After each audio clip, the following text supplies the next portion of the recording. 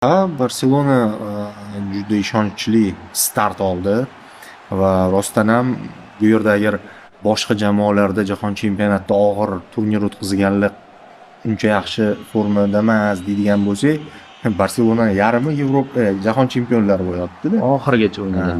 Lekin boshqa tarafdan Kubarsi, Rodri bir ikkitasini, Pedrilarni baribir ayadi, asosiy tarkibga kiritgani yo'q. Va bu narsa ko'rsatadiki, mana ko'p rotatsiyani ko'rishimiz mumkin bu uchrashuvda, lekin Barsada rotatsiyasi ham asosiyga tortyapti-da. Hali bu so'roq ostida kim asosiy, kim asosiy emas.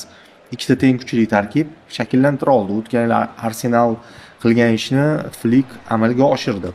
Bu transferlardan keyingi xulosam, biroq qo'shilaman. Hujumchi yo'q, Rafinha hujumda o'ynadi, Rafinha hujumda o'ynay oladi.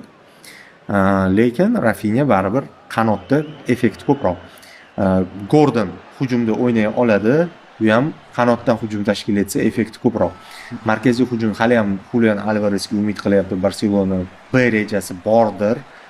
Chunki Atletico qilayotgan ish o'sha media urush, ochiqdan ochiq o'sha qancha bir 400 million narx qo'yib qo'ygan, xohlasang to'la deb xohlamayapti. Bo'ldi, u olib qoladi, har qanaqasiga olib qoladi deb o'ylayman.